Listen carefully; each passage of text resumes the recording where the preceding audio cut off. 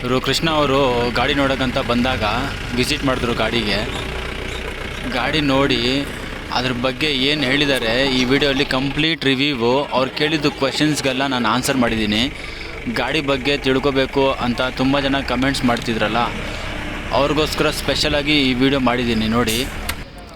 Already ಇವಾಗ ಯೂಟ್ಯೂಬಲ್ಲಿ plus Instagram ಎರಡು ಕಡೆ ನಾನು ಪೋಸ್ಟ್ ಮಾಡಿದ್ದೀನಿ. ದಯವಿಟ್ಟು ನಮ್ಮ ಯೂಟ್ಯೂಬ್ ಚಾನಲ್ಗೆ ಸಪೋರ್ಟ್ ಮಾಡಿ, ಸಬ್ಸ್ಕ್ರೈಬ್ ಮಾಡಿ. ನಿಮ್ಮ ಸಪೋರ್ಟ್ ತುಂಬ ಅವಶ್ಯಕತೆ ಇದೆ. ನೋಡಿ ಈ ವಿಡಿಯೋ ನೋಡಿ, ನಿಮಗೆ ಗೊತ್ತಾಗುತ್ತೆ ಅವರೇನೆಲ್ಲ ಮಾತಾಡಿದ್ದಾರೆ, ಏನೆಲ್ಲ ಕೇಳಿದ್ದಾರೆ ಅಂತ. ಗಾಡಿ ಸೈಟ್ ಆಗಿದೆ ಅಂದರೆ ಗಾಡಿ ಮಾತ್ರ ನಾ ಈ ಟೈರ್ ನೋಡಿ ಫಿದಾ ಆಗ್ಬಿಟ್ಟೆ. ಮಾತ್ರ ನನ್ನ ಲೈಫಲ್ಲಿ ಫಸ್ಟ್ ಟೈಮ್ ಲೈವ್ ಆಗಿ ನಾನು ಇಂಥ ಗಾಡಿ ನೋಡ್ತಾ ಇರೋದು. ನಾನು ಎಷ್ಟೊಂದು ಜೀಪ್ಗಳು ನೋಡಿದ್ದೀನಿ, ಬಟ್ ಈ ಥರ ಡಿಫ್ರೆಂಟ್ ಆಗಿ ಮಾಡಿಫೈ ಮಾಡಿರೋ ಗಾಡಿ ಮಾತ್ರ ಇದೇ ಫಸ್ಟ್ ಟೈಮ್ ನಾನು ಲೈವ್ ನೋಡ್ತಾ ಇರೋದು. ನನ್ನ ಗಾಡಿ ನೋಡಿ ಏನು ಖುಷಿ ಆಗ್ತಿದೆ ಅಂದರೆ, ನಾನು ಇನ್ಸ್ಟಾಗ್ರಾಮಲ್ಲಿ ಒಂದು ಕಾಂಟ್ಯಾಕ್ಟ್ ಮಾಡಿರೋದು ಶುರು ಮಾಡಿದಾಗ ಮಾತ್ರ ಹ್ಯಾಂಡ್ಸ್ ಆಫ್. ಏನು ಸೈಕಿದೆ ಗಾಡಿ. ಎಷ್ಟೊಂದು ಗಾಡಿಗಳು ನೋಡಿರ್ತೀರಾ ಜೀಪ್ಗಳು, ಈ ತರ ಜೀಪ್ ಅದು ಇಷ್ಟು ದೊಡ್ಡ ವೀಲ್ ಹಾಕಿರೋದು, ಇಷ್ಟು ದೊಡ್ಡ ಟೈರ್. ಯಪ್ಪ ದೇವ್ರ, ಟೈರ್ ಏನ್ ಸ್ವಲ್ಪ ಸೈಜ್ ಐತಾ? ಟ್ರಾಕ್ಟರ್ ಟೈರ್ ಇದಂಗಿದೆ, ಟ್ರಾಕ್ಟರ್ಗಿಂತನೂ ಜಾಸ್ತಿನೇ ಇದೆ ಅಂತ ಹೇಳ್ಬೋದು ಟೈರ್.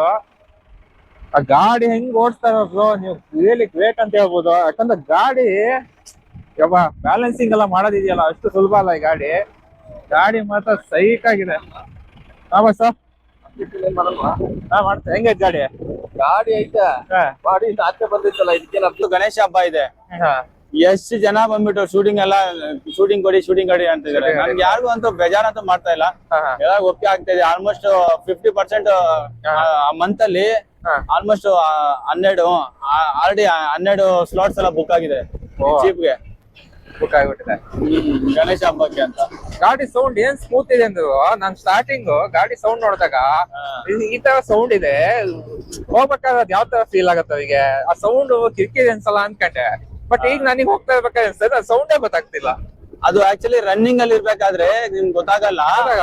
ಅದು ಗಾಡಿ ನಿಂತಿರುತ್ತಲ್ಲ ಐಡ್ಲಿಂಗ್ ಅಲ್ಲಿ, ಇದು ಆಕ್ಚುಲಿ ಬಂದ್ಬಿಟ್ಟು ನಿಮ್ಗೆ ಒಂದು ಟ್ರ್ಯಾಕ್ಟರ್ ಫೀಲ್ ಕೊಡುತ್ತೆ ಇದು. ಹೌದು, ಐಡ್ಲಿಂಗ್ ಅಲ್ಲಿ ನಿಲ್ಸಿದಾಗ ಗಾಡಿ ಓಡಿಸ್ಬೇಕಾದ್ರೂ, ಗಾಡಿ ನಿಲ್ಸಿದಾಗ್ರು ಒಂದು ಟ್ರ್ಯಾಕ್ಟರ್ ಫೀಲ್ ಬರುತ್ತೆ. ಇವಾಗ ನೀವು ಟ್ರ್ಯಾಕ್ಟರ್ ಅಲ್ಲಿ ಹೋದ್ರು ಇದೇ ಫೀಲ್ ಬರೋದು, ಜಂಪಿಂಗ್ ಒಂಥರ ಇದ್ ಬರುತ್ತೆ. ಪ್ಲಸ್ ನಿಮ್ಗೆ ಇನ್ನೊಂದು ಇದ್ರ ಸ್ಪೆಷಾಲಿಟಿ ಏನಂದ್ರೆ, ಈ ಗಾಡಿದು ಅದ್ ಎಂತದೇ ಮಣ್ ರೋಡ್ ಇರ್ಲಿ, ಎಂತ ಬೆಟ್ಟ ಗುಡ್ಡ ಇರ್ಲಿ, ಏನೇ ಇರ್ಲಿ ಅದಕ್ಕೆ ಲೆಕ್ಕನೇ ಇಲ್ಲ. ಆಲ್ಮೋಸ್ಟ್ ನನ್ ಟೈರ್ ಇದೆಯಲ್ಲ, ಒಂದು 2 ಫೀಟ್ ಕೆಳಗೆ ಅಷ್ಟು ದೊಡ್ಡ ಹಂಪ್ಸ್ ಇರ್ಲಿ, ಕಲ್ಲಿರ್ಲಿ, ಬರೀ ಒಂದ್ ಸ್ಟ್ರೋಕ್ ಎದ್ದು ನಿಂತ್ಕೊಳ್ಳುತ್ತೆ. 4 ವೀಲ್ ಡ್ರೈವ್ ನೋಡಿ. ನಮ್ಮ ಹೊಸಕೋಟೆಯಲ್ಲಿ ಮಟನ್ ಬಿರಿಯಾನಿ ಫೇಮಸ್. ಹೊಸಕೋಟೆ ಕೇಳಿ, ಇಲ್ಲಿಂದ ಎಲ್ಲಾ ಮಟನ್ ಅಂಗಡಿಗಳೇ ಈ ಕಡೆ ಬಿರಿಯಾನಿ. ಹೌದು, ಬೆಳಿಗ್ಗೆ ಬಂದ್ಬಿಟ್ಟು 2:30-3 ಗಂಟೆಗೆಲ್ಲ ಸಿಗ್ತಾ ಇತ್ತು. ಇವಾಗ ಹೊಸ ಗವರ್ಮೆಂಟ್ ರೂಲ್ ಮಾಡ್ಬಿಟ್ಟವ್ರೆ 6 ಗಂಟೆ ಮೇಲೆ ಅಂತ. ಆಕ್ಸಿಡೆಂಟ್ಸ್ ಜಾಸ್ತಿ ಆಗ್ಬಿಡ್ತಾವ. ಏನ್ ದೂರದಿಂದ ಬರ್ತಾರೆ ಜನ, ಏನ್ ಮಾಡ್ತಾರೆ, ಸ್ಪೋರ್ಟ್ಸ್ ಬೈಕ್ಸ್, ಸ್ಪೋರ್ಟ್ಸ್ ಕಾರ್ಸ್ ಎಲ್ಲ ಹತ್ಕೊಂಡ್ ಬರ್ತಾರೆ. ಬೆಳಿಗ್ಗೆ 2:30-3 ಗಂಟೆಗೆ ಖಾಲಿ ಇರುತ್ತೆ ರೋಡು, ಸೊ ಸಾಮಾನ್ಯ ಜನ ಓಡಾಡ್ತಾ ಇರ್ತಾರಲ್ಲ. ಗಾಡಿ ಬ್ಯಾಲೆನ್ಸ್ ಹೆಂಗ್ ನೀವು ಅಂದಾಜ್ ಮಾಡ್ತೀರಾ ಗಾಡಿದು? ಯಾಕಂದ್ರೆ ಟೈರು ಬಾಡಿಗಿಂತ ಹೊರಗಡೆ ಇದೆ. ಬಾಡಿಗಿಂತ ಆಲ್ಮೋಸ್ಟ್ ಅದು 10-12 ಇಂಚ್ ಆಚೆ ಇರೋದು. ಪ್ಲಸ್ ನಿಮ್ಗೆ ಈ ಗಾಡಿ ಎಲ್ಲಾ ಕಡೆ ಹೆಂಗಾದ್ರೂ ಮೈನ್ ರೋಡ್ ಅಲ್ಲಿ ಡ್ರೈವರ್ ಗಾಡಿ ಕಾರ್ ಓಡ್ಸಕ್ ಬರೋನು ಯಾರಾದ್ರೂ ಓಡಿಸಬಹುದು ಮೈನ್ ರೋಡ್ ಅಲ್ಲಿ. ಆದ್ರೆ ಚಿಕ್ಕ ರೋಡ್ ಅಲ್ಲಿ ಬೀದಿಗಳಲ್ಲೆಲ್ಲ ಹೋಗ್ಬೇಕಂದ್ರೆ ಕಷ್ಟ ಆಗತ್ತೆ. ತುಂಬಾ ಟ್ಯಾಲೆಂಟ್ ಬೇಕು ಈ ಗಾಡಿ ಓಡಿಸ್ಬೇಕು. ನಾನು ಅದೇ ಹೇಳ್ತಾ ಇರೋದು, ಸ್ವಲ್ಪ ಸಡನ್ ಆಗಿ ನೀವು ನಾರ್ಮಲ್ ಆಗಿ ಓಡಿಸ್ಕೋಬಹುದು. ಈಗ ನಾವು ಸಡನ್ ಆಗಿ ನೀವು ಯೂ ಟರ್ನ್ ಮಾಡಕ್ ಆಗಲ್ಲ, ಆಮೇಲೆ ಸಡನ್ ಆಗಿ ತಿರ್ಗಿಸ್ಕೊಳಕ್ ಆಗಲ್ಲ. ಪ್ಲಸ್ ಚಿಕ್ಕ ರೋಡ್ ಅಲ್ಲಿ ಹೋದಾಗ ನಿಮ್ಗೆ ರೋಡ್ ಅಂದ್ರೆ ನಿಮ್ಗೆ ಪ್ರಾಕ್ಟೀಸ್ ಆಗಿರ್ಬೇಕು, ಇಲ್ಲ ರೋಡ್ ಗ್ರಿಪ್ ಗೊತ್ತಿರ್ಬೇಕು, ಇಷ್ಟೇ ಲೆಂತ್ ಅಲ್ಲಿ ಗಾಡಿ ಓಡಿಸ್ಬೇಕು ಅಂತ. ಹಂಗೆ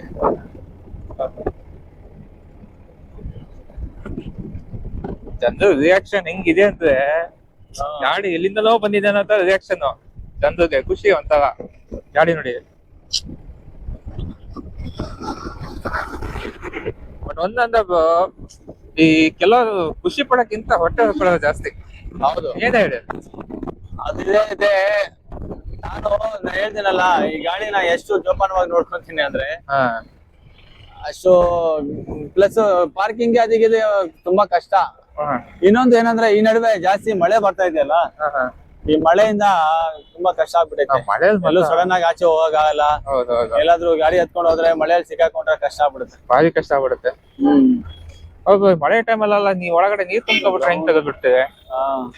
ಎಲ್ಲಿ ಹಾಕ್ತೇವೆ ಒಳಗೆ? ಎಲ್ಲಿ ಗ್ರೌಂಡ್ ಅನ್ನ ಇದ್ ಮಾಡವ್ರೆ.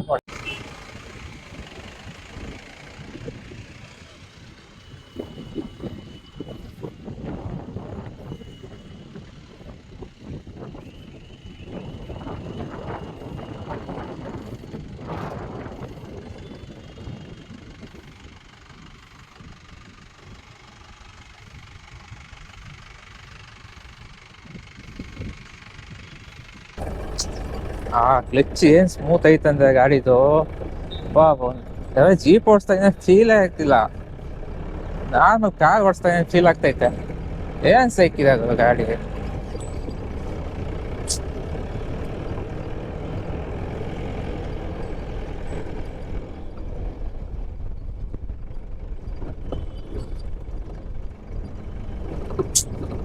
ಲಾಂಗ್ ತಗೊಂಡು ಹೋಗ್ಬೇಕಿದ್ನ. ಸಕ್ಕತ್ತಾಗಿದೆ ಮತ್ತ ಗಾಡಿ. ನಾನು ಫಸ್ಟ್ ಗಾಡಿ ನೋಡಿದಾಗ ಗಾಡಿ ಸ್ವಲ್ಪ ಹಾರ್ಡ್ ಇರುತ್ತೆ, ಓಡ್ಸೋದ ಸುಲಭ ಅಲ್ಲ ಅನ್ಕೊಂಡಿದ್ದೆ. ಬಟ್ ಸ್ಟೇರಿಂಗ್ ಎಲ್ಲ ಪವರ್ ಇರೋದು ನೋಡಿ, ಈಸಿಯಾಗಿ ಹ್ಯಾಂಡಲ್ ತಿಸ್ಬೋದು. ಆರಾಮಾಗಿ ಒಂದೇ ಕೈಯಲ್ಲಿ ಮೇಂಟೈನ್ ಮಾಡ್ಬೋದು ಗಾಡಿ ಮಾತ್ರ. ಆರಾಮಾಗಿ ಒಂದೇ ಕೈಯಲ್ಲಿ ತೋರಿಸ್ಬೋದು ಅಂತ.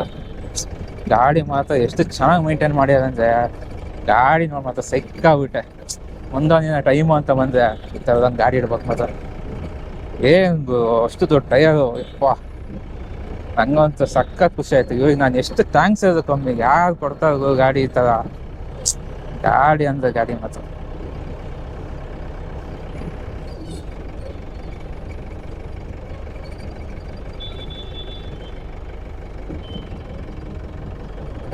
ಗಾಡಿ ಮತ್ತೆ ಓಡ್ಸೋಕೆ ಕೊಟ್ಟಿದ್ದಾರೆ, ಇಷ್ಟು ದೂರ ಕರ್ಕೊಂಡು ಬಂದಿದ್ದಾರೆ. ಆಟ್ಲೆ ಮಾತ್ರ ಸೈಕ್ ಇಷ್ಟ ಆಯ್ತು ಗಾಡಿ. ಗಾಡಿ ಮತ್ತೆ ಎಷ್ಟು ಓಡಿಸೋದು ಬೇಜಾರಾಗಲ್ಲ, ಫುಲ್ ಖುಷಿ ಕೊಡ್ತೀವಿ. ಗಾಡಿ ನೋಡ್ತಾರೆ, ಯಾರಿಗಾದ್ರೆ ಗಾಡಿ ಮೇಲೆ ಕೂತ್ಕೊಂಡು ಒಂದು ಫೋಟೋ ತಗೋಬೇಕು, ಗಾಡಿ ಓಡಿಸ್ಬೇಕಂತ ತುಂಬ ಜನಕ್ಕೆ ಆಸೆ ಇರುತ್ತೆ. ಬಟ್ ಇದಕ್ಕೆಲ್ಲ ನಮ್ಮದು ತುಂಬ ಹೆಲ್ಪ್ ಮಾಡ್ತಿದ್ದಾರೆ. ಎಷ್ಟೋ ಜನರ ಕನಸು ನನಸು ಮಾಡ್ಯಾರೆ, ಒಂದು ಲೋನ್ ಕೊಟ್ಟು ಗಾಡಿ ಫೋಟೋ ತೆಗೆದು. ಯಾರು ಮಾಡ್ತಾ ಇರೋದು ಈ ಥರ ಇಷ್ಟು ದೊಡ್ಡ ಗಾಡಿ ಇಟ್ಕೊಂಡು. ಇವಾಗ ನಾವು ಎಷ್ಟು ಥ್ಯಾಂಕ್ಸ್ ಹೇಳೋದು ಕಮ್ಮಿ ಮಾತ್ರ.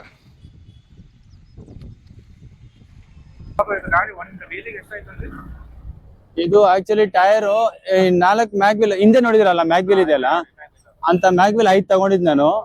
5 ಮ್ಯಾಗ್ವಿಲ್ ತಗೊಂಡು ಇದು ಆ ಮ್ಯಾಗ್ವಿಲ್ಗೆ ಇದು ಮ್ಯಾಗ್ವಿಲ್ ಅಲ್ಲ ಇದು ಹಾಕಿರೋದು, ಅಂದ್ರೆ ಡ್ರಮ್ ಡಿಸ್ಕ್ ಬರ್ತಲ್ಲ, ಡಬಲ್ ಡಿಸ್ಕ್ ಜಾಯಿನ್ ಮಾಡಿ ಎಷ್ಟಾಗ್ಲ ಅಂದ್ರೆ ಮಾಡಿಫೈ ಮಾಡಿ, ಪ್ಲಸ್ ಅದ್ರದ್ಗೆ ಮ್ಯಾಗ್ವಿಲ್ ಲುಕ್ ಕೊಡ್ಬೇಕು ಅಂತ. ಇವಾಗ ವೀಲ್ ಕ್ಯಾಪ್ ಹೆಂಗ್ ಹಾಕ್ತೀರಾ ಆತರ 4 ಮ್ಯಾಗ್ವಿಲ್ ನಾನು ವೇಸ್ಟ್ ಮಾಡಿದೀನಿ, ಕಟ್ ಮಾಡಿ ಅದಕ್ಕೆ ಮ್ಯಾಗ್ವಿಲ್ ಅಲ್ಲಿ ಫಿಟ್ ಮಾಡಿರೋದು. ಆ ಲುಕ್ ಕೊಟ್ಟಿರೋದು ಅದು ಮ್ಯಾಗ್ವಿಲ್. ಮ್ಯಾಗ್ವಿಲ್ ಕಟ್ ಮಾಡಿ ಮ್ಯಾಗ್ವಿಲ್ ಲುಕ್ ಕೊಟ್ಟಿರೋದು ಅದು. ಹೌದು, ಯಾರು ಕಂಡಿಡಿಯಕ್ಕೆ ಆಗಲ್ಲ ಅದು ಮ್ಯಾಗ್ವಿಲ್ ಅಲ್ಲ ಅಂತ. ಹೌದು, ಅಂದ್ರೆ ಡಿಸ್ಕ್ ಬರುತ್ತೆ, ಡೀಪ್ ಡಿಸ್ಕ್ ಬರುತ್ತೆ, ಅದು ಒಡೆ ಎಲ್ಲ ಖಾಲಿ ಬರುತ್ತೆ. ಅದಕ್ಕೆ ಮ್ಯಾಗ್ವಿಲ್ ಲುಕ್ ಕೊಡ್ಬೇಕು ಅಂತ ಒಂದು ಹೋಲ್ ಮ್ಯಾಗ್ವಿಲ್ ಕಟ್ ಮಾಡಿ ವೇಸ್ಟ್ ಮಾಡಿದೀನಿ ಮ್ಯಾಗ್ವಿಲ್ ನಾನು.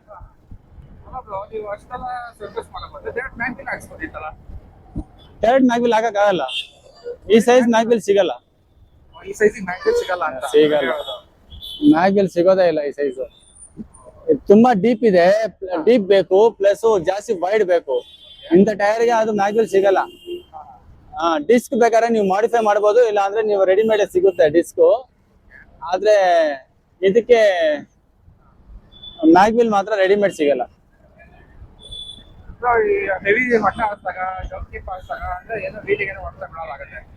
ಇಲ್ಲ, ಈ ಗಾಡಿ ಹೆಂಗಂದ್ರೆ ನೀವು ಆಫ್ ರೋಡ್ಗೆ ಮಾಡಿರೋದು. ಸೊ ಆಫ್ ರೋಡ್ ಅಲ್ಲಿ ಇಲ್ಲಿ ಗಂಟ ನನಗೆ ಯಾವ್ದನೇ ಇದಾಗಿಲ್ಲ. ತುಂಬಾ ಕಡೆ ಹೋಗಿದ್ದೀನಿ, ಎಂತ ಫಾರೆಸ್ಟ್ ಅಲ್ಲಿ ಹೋಗಿದ್ದೀನಿ. ಆಲ್ಮೋಸ್ಟ್ ಇದು ನಾನೊಂದು ಮೆಮೊರಿ ಶೇರ್ ಮಾಡ್ಕೊಂತೀನಿ. ಒಂದು ಶೂಟ್ ಗಂತ ಹೋಗಿದ್ದೆ, ಅಲ್ಲಿ ಹೆಂಗಾಗಿತ್ತಂದ್ರೆ ನಾವು ಈ ಕಡೆಯಿಂದ ಆ ಕಡೆ ಹೋಗ್ಬೇಕಂದ್ರೆ ಡೆಸ್ಟಿನೇಷನ್ಗೆ ಲೇಕ್ ಇಂದ ಹೋಗ್ಬೇಕು, ಓಕೆನಾ. ಅಲ್ಲಿರೋವೆಲ್ಲ ಬಂದ್ಬಿಟ್ಟು MM 540 ಅವೆಲ್ಲ ಅವರು ಆತರ ಮಾಡ್ಸಿರ್ತಾರೆ ಅದು ಹೋಗಕ್ಕೆ. ಆದ್ರೆ ನನ್ ಜೀಪ್ ಫಸ್ಟ್ ಟೈಮ್ ಅಂತ ಅದು ಎಕ್ಸ್ಪೀರಿಯನ್ಸ್. ಆಲ್ಮೋಸ್ಟ್ ಬಾನೆಟ್ ಲೆವೆಲ್ಗಿತ್ತು ನೀರು, ಬಾನೆಟ್ ಲೆವೆಲ್ಗೆ ನೀರ್ ಬಂತು. ಆ ಕೆರೆಯಲ್ಲಿಂದ ಆಲ್ಮೋಸ್ಟ್ 500 ಮೀಟರ್ಸ್ ಕೆರೆಯಲ್ಲೇ ಹೋಗಿದ್ದೀನಿ ನಾನು ಹಿಂಗೆ ಓಡಿಸ್ಕೊಂಡು ಗಾಡಿ. ಅಲ್ಲೂ ಇಂಜಿನ್ ಆಫ್ ಆಗಲ್ಲ, ಯಾಕಂದ್ರೆ ಬೊಲೆರೋ ಇಂಜಿನ್, ಟರ್ಬೋ ಇಂಜಿನ್ ಅದು, ನೀರಲ್ಲೆಲ್ಲ. ಸೊ ಅದೆಲ್ಲ ಆಫ್ ಆಗಲ್ಲ. ಹೌದು, ಟೋಟಲ್ ಆಫ್ ರೋಡ್ ಎಕ್ಸ್ಪೀರಿಯನ್ಸ್ ಬೇಕು ಅಂದ್ರೆ ಈ ಗಾಡಿ ಒಳ್ಳೆ ಗಾಡಿ ಅದು. ಹಾ, 75,000 ಆಗುತ್ತೆ ಒಂದ್ ವೀಲ್ಗೆ. ಮ್ಯಾಗಿಲ್ ಟೈರು ಅದು ಮಾಡಿಫೈ ಮಾಡಕ್ಕೆ ಮೇನ್ ಒಂದು ಡಿಸ್ಕ್ ಮಾಡಕ್ಕೇನೆ 15,000 ರೂಪಾಯಿ ತಗೊಂಡ, ಒಂದ್ ಡಿಸ್ಕ್ ರೆಡಿ ಮಾಡಕ್ಕೆ. ಅಂದ್ರೆ ಮೆಟೀರಿಯಲ್ ಬಿಟ್ಟು. ಆಮೇಲೆ ಟೈರ್ ಇಂಪೋರ್ಟ್ ಮಾಡ್ಸಿದ ಖರ್ಚು ಎಲ್ಲ ಸೇರಿ ನಂಗೆ 75,000 ಬೀಳುತ್ತೆ.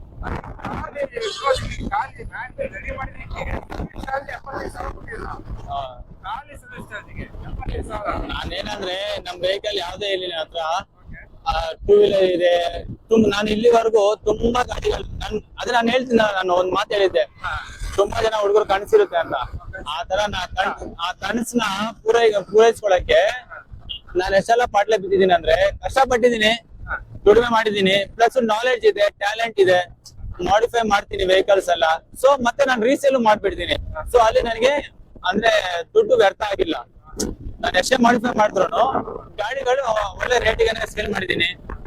ಸೊ ಆತರ ನನ್ನ ಅಂದ್ರೆ ಏನಾದ್ರು ನನ್ನ ಡ್ರೀಮು ಪೂರೈಸುತ್ತೆ, ಪ್ಲಸ್ ಗಾಡಿ ಶೋಕಿನೂ ಕಂಪ್ಲೀಟ್ ಆಗುತ್ತೆ. ಹಂಗೆ ನಾನು ಆತರನೇ ಎಲ್ಲ ಆಲ್ಮೋಸ್ಟ್ ಎಲ್ಲ ಗಾಡಿ ಮಾಡಿದೀನಿ. ಒಂದು ಡ್ರೀಮ್ ಇದೆ, ಪಜೆರೋ 70s ಮಾಡೋದು ತಗೊಂಡು ಓದ್ಬೇಕು ಅಂತ, ಅದಕ್ಕೆ ಮಾಡಿಫೈ ಮಾಡ್ಬೇಕಂತ ಇದ್ದೀನಿ. ಆದ್ರೆ ನನಗೆ ಪಜೆರೋ ಎಲ್ಲೂ ಸಿಗ್ತಾ ಇಲ್ಲ, ನೋಡ್ತೀನಿ. ನನಗೆ ಒಂದು ಪಜೆರೋ 4 ವೀಲ್ ಡ್ರೈವ್ ತಗೊಂಡು ಮಾಡಿದೆ, ಅದೊಂದು ಡ್ರೀಮ್ ಇದೆ. ಮಿಕ್ಕಿದೆಲ್ಲ ಆಲ್ಮೋಸ್ಟ್ ಎಲ್ಲ ಗಾಡಿ ಅಂಬಾಸಿಡರ್ ಅಂತ ಹಿಡಿದು ಹಿಂದೂಸ್ತಾನ್ ಮೋಟರ್ಸ್ ಅಂತ ಎಲ್ಲ ಎಷ್ಟು ಗಾಡಿ ಹಳೆ ಯೂನಿಕ್ ಗಾಡಿ ಎಲ್ಲ ಆಂಟಿಕ್ ಪೀಸ್ ಎಲ್ಲ ಯೂಸ್ ಮಾಡಿದೀನಿ ನಾನು.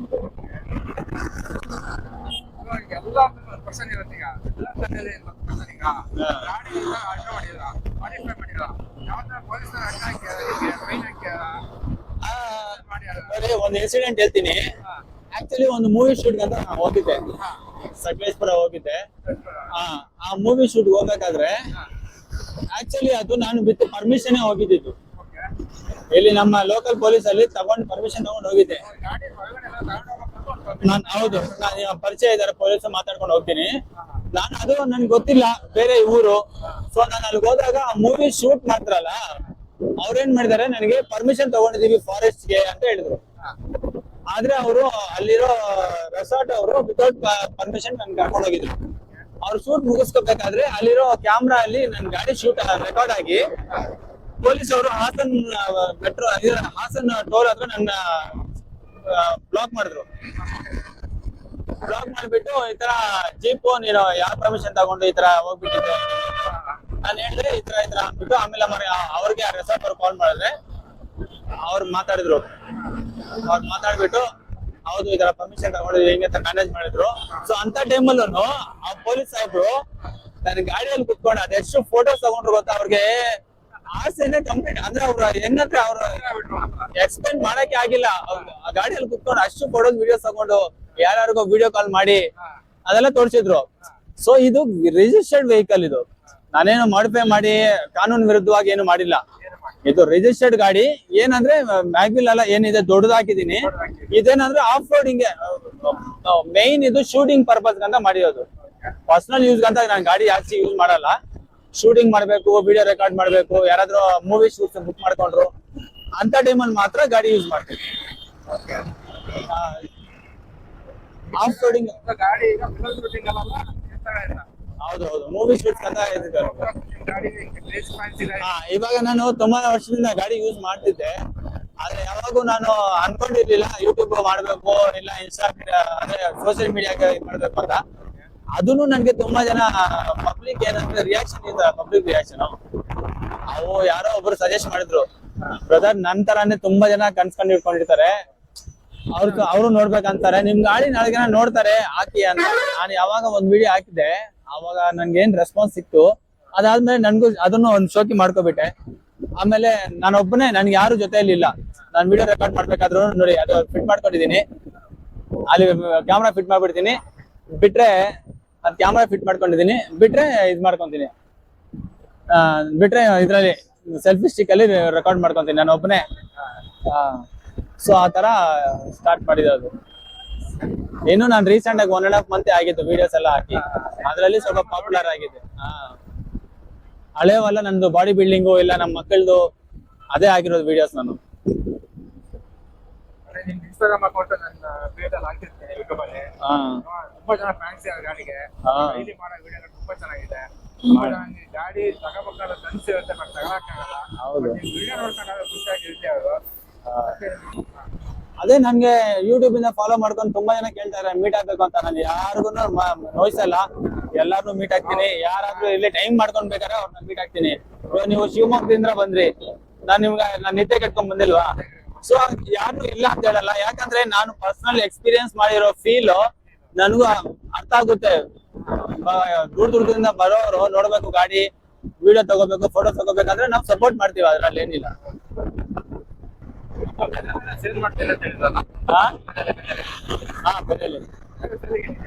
ಹೌದು, ಖರ್ಚು ಮಾಡಿದೀನಿ ಗಾಡಿಗೆ. ಅದು ನಾನು ಸ್ವಂತಕ್ಕೆ ಇಟ್ಕೋಬೇಕಂತಾನೆ ಖರ್ಚು ಮಾಡಿದೆ. ಅದು ಕಂಪ್ಲೀಟ್ ರೀಸ್ಟೋರ್ ಮಾಡಿದೆ, 90,000 ರೂಪಾಯಿ ಖರ್ಚು ಮಾಡಿದೆ.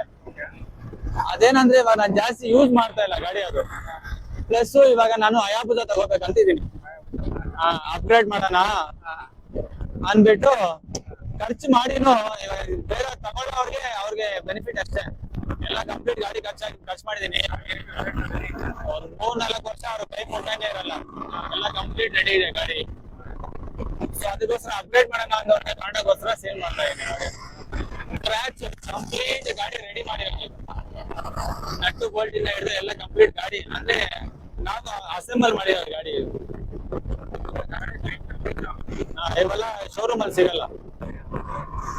ಹೇಳಿದ್ನ ನಿಮ್ಗೆ, ಎಂಜಿನ್ ಬರೋದು ಗೇರ್ ಬಾಕ್ಸ್ ಇಸ್ಕಿಲಿದ್ದು ಜಾಸ್ತಿ MM ಆಗಿತ್ತು, ಆಮೇಲೆ ಬಾಡಿ ಲೈನ್ ಮಾಡ್ಸಿರೋದು, ಅಂದ್ರೆ ಟೀಚರ್ ಹತ್ರ ಮಾಡ್ಸಿರೋದು ಆ ತರ. Jumping on my dick, I know she like it 'cause you